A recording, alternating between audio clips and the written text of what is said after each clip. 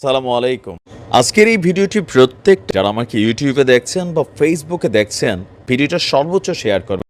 যারা আওয়ামী লীগ সরকারের এই আমলটার আগে মানে ২০০১ থেকে ৬ পর্যন্ত বিএনপি সরকার আমলটা দেখেছিলেন, ওই সময়টা যারা দেখছেন, রাজনীতি সম্পর্কে অবগত আছেন, কলেজ ইউনিভার্সিটিতে পড়েছেন, বরাবরই ছাত্রলীগ বা যুবলীগ আওয়ামী লীগ বিরোধী দলে যখন চলে যায় খুবই ডেঞ্জারাস এবং ডেসপারেট একটা অবস্থান তৈরি করতে পারে, যেটা বিএনপি আসলে পারে নাই বা জামাত ইসলামও পারে নাই। মানে বিরোধী দলে বা রাজপথে তারা কিন্তু আসলেই ভয়ানক ক্যারেক্টার ক্রিয়েট করতে পারে, আর একের পর এক ঘটনায় বার্তা দিচ্ছে। ছাত্রলীগকে নিষিদ্ধ করা হয়েছে, কিন্তু ছাত্রলীগ কর্মীদেরকে আসলে কতটুকু কন্ট্রোল করা যাচ্ছে? তারা ভাবছে আমাদের তো আর হারানোর কিছু নাই, এমনি মামলা টামলা খাচ্ছি বা বিভিন্ন জায়গায়, তো যারা চোখের সামনে এসে এরকম ইশারা ইঙ্গিত দেয়, তো তাদেরকে তো ভাই ছাড় দেওয়ার সুযোগ নাই। আজকে এক ভয়ঙ্কর ঘটনা ঘটেছে, তবে আমি মনে করি এই ঘটনাগুলো এই মুহূর্তে আওয়ামী লীগের জন্য খুবই খারাপ পরিণতি ডেকে আনবে। কেন ডেকে আনবে? একটা জায়গায় ঘটনা ঘটলে এটার ইফেক্ট 10টা জায়গায় ঘটে, আর একটা ঘটনার জেরে 5জন 10জন হয়তো অপরাধ করে একটা অজানা বা কি বলে যে অজ্ঞাতনামা শব্দ দিয়া 2000 মানুষের উপরে কিন্তু একটা মামলা তৈরি হয়ে যায়। ছাত্রলীগের এই ধরনের কর্মকাণ্ড কোনো রকমই উচিত না। কেউ বলছেন যে ভাই বিভিন্ন জায়গায় তো তারা উস্কানি দিচ্ছে, নতুন ক্ষমতায় আসবে সেই হিসাবে এখনও আসা নাই, তো আমরা কি চুপ থাকবো? অবশ্যই চুপ থাকবেন, কারণ আপনারা যখন এই ঘটনাগুলো করবেন, আওয়ামী লীগের যে দেখেন 31শে ডিসেম্বর যে জিনিসগুলো আসতেছে, তো এগুলার জন্য আরো সুন্দর একটা ভূমিকা আপনারা তৈরি করে দিচ্ছেন। আপনাদেরকে উস্কানোর চেষ্টা করা হইতেই পারে, কিন্তু আপনি কেন ভাই সহিংস মোড়ে চলে যাবেন? কখনো আজকে হাতুড়ি নিয়ে নামছেন, কখনো চাপাতি লীগ হিসেবে আজকে ফিরে চলে আসছেন। এক মর্মান্তিক ঘটনা ঘটেছে চুয়াডাঙ্গা পৌর এলাকায়। আমরা মনে করি যারা দোষী তাদেরকে গ্রেপ্তার করা উচিত, কারণ যারা নিরীহ বা আমজনতা আছে সেখানে যেন নিরীহ মানুষের মামলার আসামি না হয়।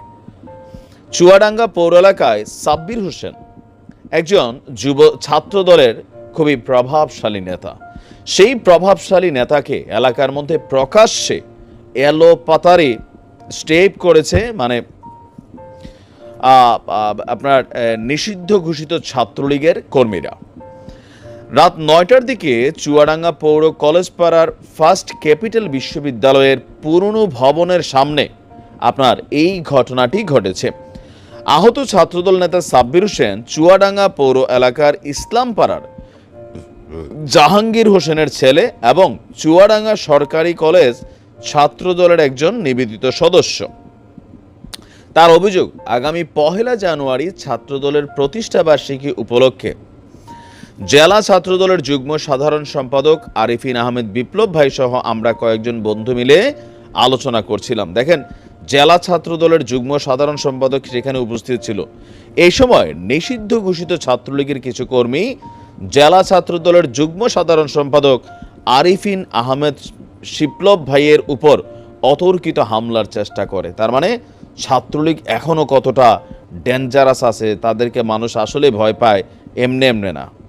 বোঝা গেছে? আচ্ছা, তো বলছেন এই সময় বিপ্লব ভাইকে কোনো মতে রক্ষা করতে পারলেও তারা আমাকে ধারালো অস্ত্র দিয়ে এলোপাতাড়ি কুপিয়ে জখম করে পালিয়ে যায়। তো এরকম সিচুয়েশনে তুমি কেন বাঁচাইতে যাও? বোঝা উচিত ছাত্রলীগ এরকমই ভাই, এই কারণে কোথাও না কোথাও নিষিদ্ধ হয়েছে। আর এখন তো নিষিদ্ধ হয়েছে, আর হইব কি?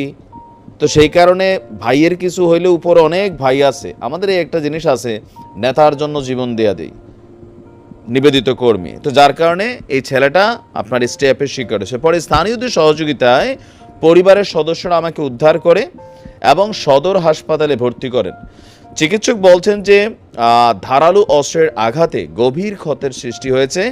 উন্নত চিকিৎসার জন্য রাজশাহী মেডিকেল কলেজ হাসপাতালে যাওয়ার পরামর্শ দিয়েছেন। সাব্বির হোসেন বলেন, হামলাকারীরা সবাই ছাত্রলীগের কর্মী এবং দুর্ধর্ষ ক্যাডার।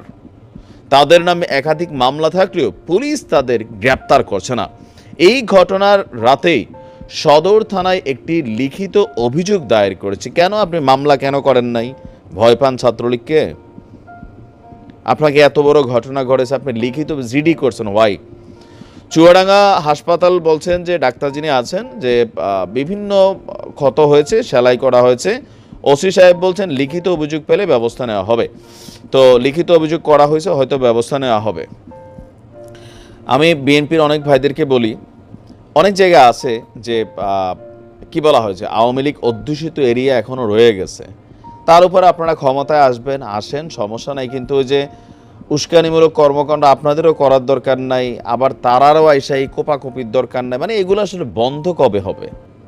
যেমন অনেক সময় আমি দেখছি বিভিন্ন এলাকায় এরকম মিছিল হয়, কই গেলি রে গুন্ডারা, আইসেরে তোর বাবারা বইলা, এরকম ছাত্রদলের বা জামাতের মিছিল হয়।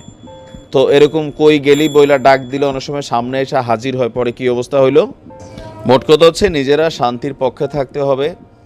যদি কোনো অপরাধী হয়ে থাকে, কোনো গুন্ডা পান্ডা থাকে, তাহলে আদালত আছে ভাই, আইনের মাধ্যমে বিষয়গুলোকে আপনারা প্রটেস্ট করেন। আমরা বাংলাদেশকে পরিবর্তিত একটা রূপে দেখতে চাই।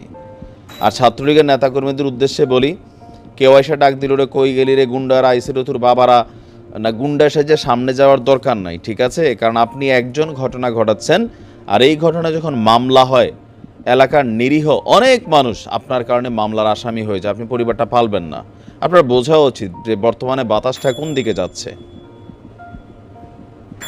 এই কারণে কিন্তু নিষিদ্ধ হয়ে গেছেন অলরেডি। ভালো থাকুন।